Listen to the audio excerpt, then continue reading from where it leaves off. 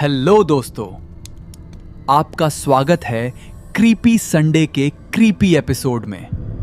मुंबई के कोलाबा इलाके में समंदर की लहरों के ठीक बगल में खड़दी मुकेश मिल्स की ये वीरान इमारत महज एक खंडहर नहीं बल्कि बीते हुए कल का एक खौफनाक गवाह है।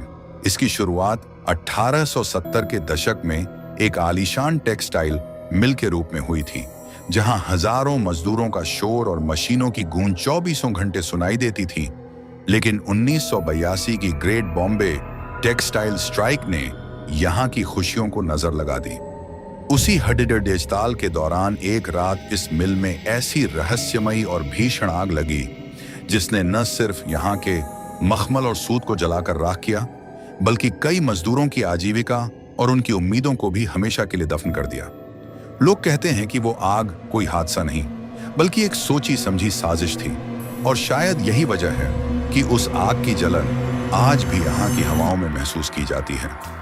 सालों बाद जब बॉलीवुड ने इस जली हुई जगह को शूटिंग के लिए चुनना शुरू किया, तब यहाँ की असली दहशत दुनिया के सामने आई। कई बड़े सितारों और फिल्म क्रू ने दावा किया कि यहाँ शूटिंग के दौरान अचानक तापमान गिर जाता है, सन्नाटे में किसी के पीछे खड्डे होने का एहसास होता है, और कैमरों जैसी महंगी मशीनें बिना किसी तकनीकी खराबी के ठप्प पड़ जाती हैं। सबसे रोंगटे खड़े कर देने वाली घटना तब हुई जब एक एक्ट्रेस के अंदर किसी अज्ञात साए का असर देखा गया और उसने एक भारी मर्दानी आवाज में पूरी यूनिट को वहां से भाग जाने की चेतावनी दी। आज भी जब रात के अंधेरे में समंदर का पानी इन काली पड़ी अच्छा चुकी दीवारों से टकराता है, तो स्थानीय लोग बताते हैं कि खंडहर के अंदर से जली हुई मशीनों के चलने और कराहने की आवाजें आती हैं, मानो वो मजदूर आज भी उस आग से बाहर निकलने की कोशिश कर रहे हों। यही वजह है कि मुंबई जैसे आधुनिक शहर के बीचों बीच होने के बावजूद सूरज ढलते ही मुकेश मिल्स के भारी लोहे के दरवाजे बंद कर दिए जाते हैं, क्योंकि वहां जाने वाले जानते हैं कि जो आग 1982 में लगी थी, उसकी राख आज भी ठंडी नहीं हुई है। हाल ही के कुछ समय पहले एक मशहूर म्यूजिक लेबल की टीम मुकेश मिल्स के डंजन्स नीचे वाले कमरों में एक डार्क थीम वाले गाने की शूटिंग कर रही थी। सब कुछ प्लान के मुताबिक चल रहा था, लेकिन जैसे ही रात के 10 बजे सेट पर मौजूद लाइट्स अचानक अपने आप डिम कम होने लगी।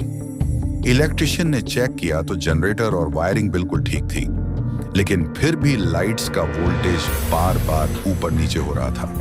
तभी सेट पर मौजूद एक बैकग्राउंड डांसर ने शिकायत की कि उसे अपने कंधे पर किसी का बहुत भारी और ठंडा हाथ महसूस हुआ है, जबकि उसके पीछे कोई खड़ेदिहाना नहीं था।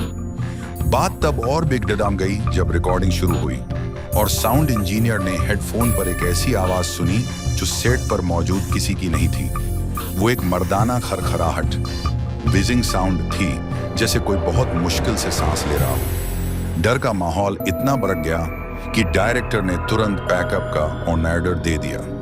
हैरान करने वाली बात यह है कि जब टीम अपना सामान समेटकर गेट की तरफ BRH रही थी, तो उन्हें मिल के अंदर वाले हिस्से से एक पुरानी मशीन के घूमने की आवाज सुनाई दी, जबकि उस मिल में बिजली कटे और मशीनें बंद हुए 40 साल से ज्यादा हो चुके हैं। वहां मौजूद गार्ड्स का कहना है कि 2025 से 26 में भी यहां आने वाली कई टीमें बिना शूट पूरा किए ही आधे रास्ते से लौट जाती हैं, क्योंकि उन्हें महसूस होता है कि कोई अदृश्य साया उनके काम में दखल दे रहा है।